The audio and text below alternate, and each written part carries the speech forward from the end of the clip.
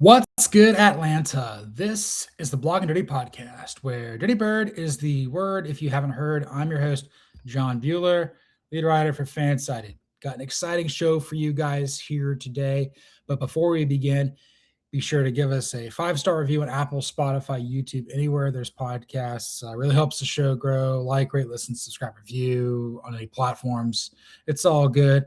Again, you can follow me on Twitter at Buhler118. Again, I predominantly cover college football, but I'm a diehard and tortured Atlanta Falcons fan.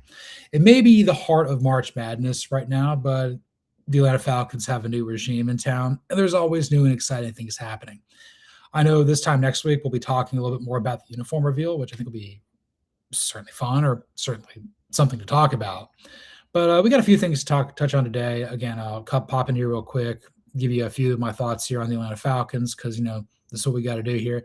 Appreciate all the love and support I'm getting here from Blog and Dirty Bird Nation. We're at 367 subscribers.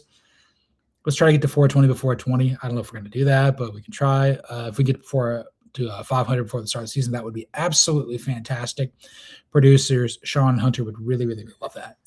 And on that note, let's get started with our first run of the day with this. I'm going to run with the Falcons doing something that they never do. They traded for Sidney Brown and a deal with the Eagles, but more importantly, they got some picks. Look, when you trade back, you accumulate more capital and you accumulate more opportunities to move up and down the board as you so choose. We are coming off of 2 consecutive general managers in Terry Fontenot and Thomas Dimitroff before that, where they had no problem going up to get their guy. While in some instances it's worked out, most notably Dimitroff trading up in 2011 to go get Julio Jones in a deal with the Cleveland Browns. There's also things where like the Tack McKinleys of the world are on your team. But I think moving back, this just kind of goes to show what people that have come up working in smarter, better run organizations know what they're doing. Ian Cunningham may have grown up a Falcons fan, in Roswell while his dad was working for the Olympic Commission, in the 90s. But, he played his college football at Virginia. Again, a very, very, very smart school, one of the best public schools in the entire country. Offensive lineman, got to be smart anyway to play that position. And then he goes and he works for the Ravens, learned from Ozzie Newsome and Eric DaCosta. Then he goes and he works for the Eagles, learns from Howie Roseman. Then spent the last couple of years learning from Ryan Poles there in Chicago. Again, a guy who cut his teeth with Kansas City. And I'm not the biggest Ryan Poles fan. Never have been, probably never will be. He's doing a better job now, but we'll see how much of that was him versus how much of that was Ian Cunningham. Also, I think the fact that Poles and Matt Ryan have that Boston College connection, that makes Cunningham a very easy pick here to be the Falcons general manager. Look, Ian Cunningham has talked about this all offseason long. There have really been 2 things he has been incredibly consistent with in building up this team. The first is he wants to elevate the floor. And I think, that's what savvy organizations do. That's what Minute Media did when they acquired FanSided. That was their whole thing. It's like, how do we make our team blogs better? Not all of them are, but a lot of them are in a much better spot than they were back in right before COVID in 2020. And, and this is Blog and Dirty Podcast. But the other thing, as he said, is we're not going to have just 5 picks in the draft. Look, I think picks are all a relative construct here. When you have a lot of picks available, not everybody you draft is going to make your team. Sometimes, you trade back, you move up and whatever to figure out to go so you can go get your guy, be a little more flexible using Jimmy Johnson's trade value chart from the Cowboys back in the early 90s. What made that team so good and why they haven't been as good since he left. But when you have people that are running counter to what you've been doing and what you've been doing has not been working, then you'd have to believe that this could work out. Not saying that it will, not saying that it's going to. Again, we've got 60 plus years of being a highly dysfunctional organization with a few pockets of good. But look, Brown's going to come in and provide some depth, I think, to the defensive backfield. I think the fact that, they let D. Alford go. Billy Bowman Jr. has been hurt. Brown could be a little bit more versatile in the defensive backfield. Again, you still got Jesse Bates the third. You still got Xavier Watts. You still got AJ Terrell. You gotta win with your secondary a little bit here. And again, Brown played with the Eagles. This is a guy that was part of championship caliber football there for the last couple of years. More importantly, he knows the Eagles organization. And I mentioned this previous year, when the Eagles won the Super Bowl. I'm like, what can the Falcons learn from the Eagles? They didn't learn enough. But when you have people who've actually been in that organization, some of what they learned will make its way in here. And that's kind of why every hire and every draft pick matters. A is higher, B's, and B's higher C's. A is higher A's and B's higher C's. Maybe that's how it is. I don't know. But you're effectively picking up a player and you're moving back in the draft to get a little more flexibility, I think. And this has kind of been the philosophy that Cunningham's implemented throughout the offseason. He's like, we'll get some compensatory picks. That's not something we ever did under Fontenot or Dimitroff. Not once. I would see other teams end up getting these things in the third round. I mean, they're still third-round picks, sixth-round picks, what have you. But to be able to participate in that part of the draft when we never really have for the better part of my adult life is kind of a breath of fresh air in some ways. Again, there are some teams where you keep moving back, keep moving stuff, adding things, and then, you accumulate wealth and roster, then somebody else is doing it. I think that's kind of what happened with effectively Tim Connolly running the Nuggets. They're like, let's keep moving back. Let's keep accumulating. Let's keep getting closer and closer. And then somebody else takes over because Jokic just pops off and everything like that. And again, I'm more of a college guy than everything else like that. And I follow along with the NBA a little bit, not as much as I used to, but using draft capital to your advantage works. I think also getting a lot of guys to come here, on 1-year prove-it deals to elevate the floor. That gives people an opportunity to go prove themselves. They're going to play with a crashing sense of urgency. Some of those guys will get new deals. Not everybody will, but that's kind of what you got to do. Look, every team, and I've said this every episode, every team turns through a third of its roster every year. Good, bad, or ugly. It doesn't matter because that's just how the contracts work. You've got a whole bunch of other players coming into the league. This is people retire. This is what happens. But when you're implementing a new regime, particularly with a new coaching staff, and definitely when you have that complemented with a new front office, the churn is going to be even more so. And I think Atlanta, for the most part, has had some really high-end players. I think people who watch this team from afar know that there's talent here. They know Bijan Robinson's insane. They know Drake London's fantastic. They obviously know, Jake Matthews has been a mainstay. AJ Terrell's been a mainstay. Chris Lindstrom's phenomenal in the trenches. Jesse Bates III's Hall of Fame player in the back end of the defense. And pass rush was pretty good a year ago. But you got to improve your roster, not just in the top 10, but 25 through 53. And I think that's kind of what Cunningham's trying to do here. And again, I'm in favor of this because it's different, and it's more importantly, it's been consistent. And as long as things are consistent, I can get behind that. And I think we all can. And on that note, let's move on to our second run of the day with this. I wouldn't be lying to you. I think Christen Miller coming out of Georgia would be a fantastic pick for the Falcons in the second round. Look, we always need more Dawgs. And this, up until very recently, has been just a major red flag for the Falcons. Look, when Georgia's down, you don't need to draft Georgia players. But when Georgia's good and they're right in your backyard, you look stupid for not doing so. It's the same thing with the Browns and the Bengals. If Ohio State's firing all cylinders, why are you not drafting local guys?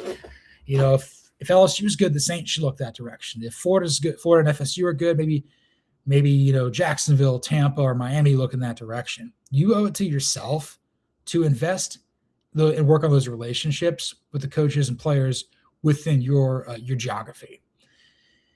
And look, Christen Miller is not going to be a first-round pick, probably not. There's 4 players off of last year's Georgia team. Again, I write about this pretty regularly for Donald Dog. You can definitely check that out here. I touched on C.J. Allen. He's probably going to play for the Bucs now because Levante David retired.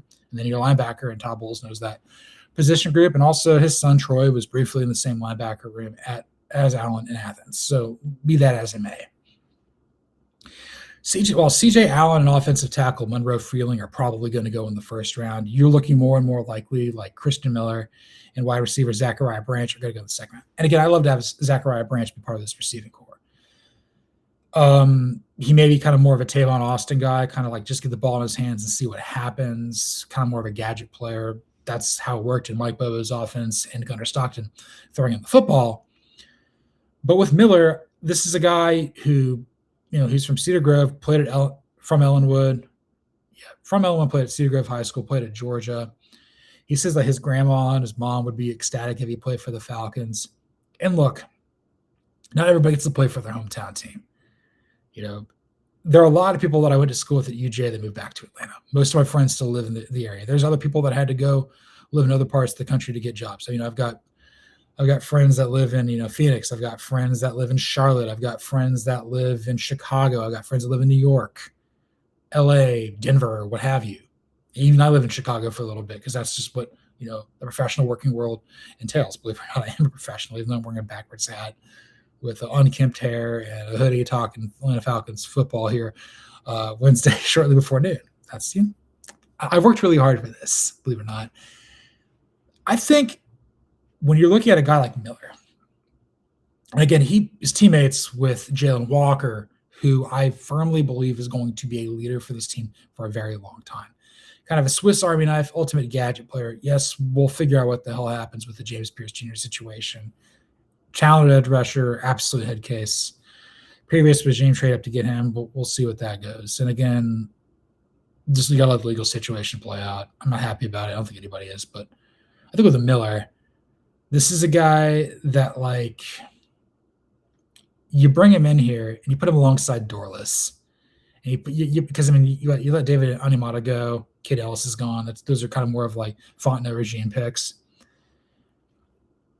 You win in the trenches, and I think there's no secret the Falcons hired a guy from the Georgia scouting department, brought him in here, and look, Cunningham and Ryan and Stefanski aren't Georgia guys. I mean, Cunningham grew up here briefly, whereas Ryan and Stefanski from Philadelphia, and even though Matt Ryan spent most of his life here, they're not tied to the University of Georgia as much as they should be. Not that they should, but you get what I'm saying. If you have a really good team in state in college, that should be a de facto farm system for you. You should be able to know what they're selling and be the first person in line to buy. Look, I understand that these things can blow up in your face. You look at the Kenny Pickett situation in Pittsburgh. They drafted him out of Pitt and it didn't work out. I know in the past Pittsburgh's not always been as keen on drafting Penn State players.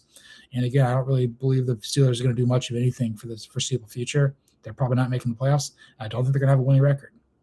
And this is the Blogging Day podcast. When you have a player like Miller has first-in talent, probably going to be a second-round pick, probably certainly a day 2 pick, you bring him in here, put him alongside guys that are hungry, that have championship pedigree, championship aspirations. That trickles down, and this is a guy that I think you want to have in your locker room, building a winning culture. For example, you don't draft him. Where's he going to go? He's going to the Eagles, because the Eagles draft all these players from Georgia, and they've been high end. You got to be smart about this. You got to look at what you have, and look, I'm going to trust Ian Cunningham to make the most of his first pick, which is the second round. It could be Miller, and I think more importantly, and I'll just take a sip of coffee here before I move on to the next topic of the show, get the second half here. This pick is your tone setter for your new regime. Who you bring in matters. Who your first draft pick is sets the tone for everything that you do. A perfect example. You look at Fontenot's first pick and you look at Dimitrov's first pick. Dimitrov's first pick was Matt Ryan, the greatest player in franchise history. You look at Fontenot's first pick, Kyle Pitts, one of the most talented players in franchise history, but mercurial, good. I'm glad to see him here. Glad to see him finally having the success that he has. But that kind of set the tone for everything that Fontenot did. Talented, but where's the wins? And Matt Ryan was that was the standard. Now that I think Cunningham and them, they're gonna have to make a big decision with who their second round pick is going to be, because it's the first pick they're going to do.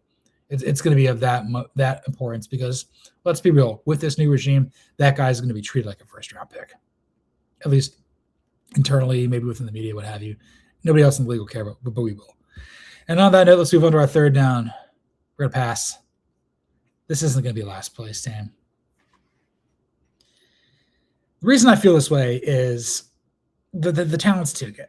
Look, I understand that the NFC South is very tightly packed. There's not a whole hell of a lot of good. Carolina won the division a year ago with a sub 500 record, kind of a middling roster. We didn't beat them, and that's why we didn't win the division. I think we had the most talented roster. I think Tampa's is trending down. I would be lying to you if I said the Saints were not trending up. I think that they are. If Tyler Shuck hits for them, that helps them out as well, and our rivalry with the Saints becomes even more intensified. But I was sitting here saying, like, could anybody in this division finish any place? And I'm like, yeah, I think so. I was like, I'd be stunned if the Saints won the division, and I'd be stunned if the Buccaneers finished last. I don't think we're going to finish in last either. Maybe we're the one who doesn't finish in last. Maybe the Saints, maybe the Buccaneers, the Saints, maybe the Panthers pull back. I don't really know. I just kind of feel that, like, the minor tweaks that we do this offseason heading into next year, that's gonna matter considerably. And I think more importantly, like, it just removes some of the layers, some of the nonsense of it all, and you can really put your best foot forward. There's a lot riding on this team. I think there's been a lot of high pressure the last couple of years. Haven't gotten it done, but haven't failed spectacularly either. I've seen some teams here really stink. Just been really mediocre the last couple of years, and it's been really, really frustrating. But I do think that, like, as long as we got a healthy Bijan Robinson, I think anything is possible here offensively. Defensively, you got Ulbrich back. We'll see what Brick and the boys want to do. It's what do you have, like a third place schedule maybe? Again, I'm trying to remember exactly how the hell it all shakes out. Maybe second, third place, whatever. We can manage this. And again, you have a head coach who's been a head coach before. I think that's a huge step up. I know that Raheem Morris had been, but that was like 15 years prior to this. This is different. Stefanski been the head coach of the Browns last year. And I think he'll look at our situation compared to what he was in. He's like, you know what, this is still better. You have big pocket owners, but I think Arthur Blake's a more likable guy than Jimmy Haslam. I think that's been proven out over time. Wanted to work with Matt Ryan. They got a Philly connection. And then obviously I think the pairing with him and Ian Cunningham is going to be pretty good. I'm dubious of thinking that this is going to be a last place team because, look, I think in the NFL, like, if you're a last place team, you're looking at a team that wins like 6 games. We've been winning 7 or 8 pretty regularly. And then you're looking at the division. There's no juggernaut anymore. Like, I don't think there's anybody in the NFC South that's going to win 12 games next year. That includes us. Maybe it all goes according to plan and somebody wins 10 or 11 games. But in reality, you're looking at a champion winning about 9. That's kind of what I'm going at with this. So, but I don't think we're going to bottom out, even though the quarterback situation is in disarray a little bit. Tua won some games in Miami.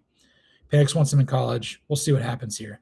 And on that note, I'm going to take a sip of coffee because I'm talking. I did False Start earlier. Definitely check that show out. It's hard talking about yourself for hours on end. And on that note, let's get out of here with some punt. I'm not sure if adding Brian Robinson Jr. or Trevor Siemian into the offense is going to make a difference. It might. It's become very apparent that Ian Cunningham wants to get Georgia guys and Alabama guys. Brian Robinson Jr. played at Alabama. He's effectively your replacement in free agency for Tyler Algier. And again, I think there's a Tommy Rees connection there with Alabama as well. And then Trevor Siemian, you bring him in here. Maybe he's your upgrade over Easton Stick. Maybe this signifies kind of a more of a depth thing, like we had Ben DiNucci during the latter parts of training camp. These are guys that have been in the league for a while. These are names, but I'm glad that these aren't necessarily going to be like what with the first year with Fondo and Morris, where it's like, oh, we're going to get Justin Simmons. Oh, we're going to get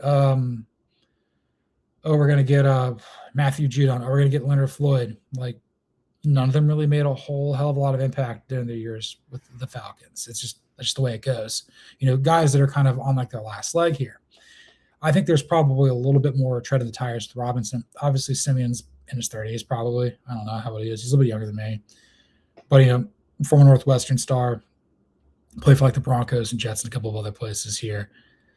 I do think having people that have been elsewhere, that have kind of, the league's not necessarily chew them up and spit them out, but they've had a little bit of adversity from somewhere else. I think you come in here. I think that could be advantageous to other people on the team. Because I mean, you got to remember, when it comes to the NFL, the Falcons are all that Pitts, London Robinson, Bijan Robinson, and Michael Penix Jr. know because they're drafted here. Same with Chris Lindstrom and everything like that. So I think bringing these guys in here could add a little more impact. Obviously, Robinson's going to be a more impactful player than Siemian. Siemian may not play very much. But, obviously with Penix coming back from a knee injury and Tunga Vailoa having injury history as well, with Siemian, at least he could start. And be respectful. But, if you're starting for more than 3 weeks, your team's going to take a down hit because that's who he is. He's gotten the most out of his talent. There's no denying that. He's made a hell of a career for himself at this point, and God bless him. I mean, people that have been in the league for about a decade, you have to be good at something to make this happen. And I'm anxious and I'm excited to kind of see what the offense looks like under a new regime. And again, we have to remember that it's going to look a little different with Kevin Stefanski and Tommy Rees in charge of it, as opposed to Zach Robinson. Just keep swapping out Robinsons, man. It's unbelievable. It's wild. It's how it goes here. All right, what's that caption here? And this was episode 86 of the Blog and Dirty podcast. Yeah, there we go. You can follow me, John Buhler, on Twitter, the X at Buhler118. You can follow along with the show on YouTube at Blog and Dirty FS. You can follow along on Twitter at Blog and Dirty. Be sure to rate, listen, subscribe, review on Apple, Spotify, YouTube, anywhere there's podcasts. Give us a 5-star review. Really helps the show grow. Be sure to read all of my content in the NCAA division. Be sure to read all the stuff on Blog and Dirty, NFL Spin Zone, FanSided.com, ATL all day. Just consume FanSided, Minute Media content. If you want to read stuff on Sports Illustrated, on SI, the Players Tribune, it's all in the same sort of vertical and everything like that. It's going to be good for everybody.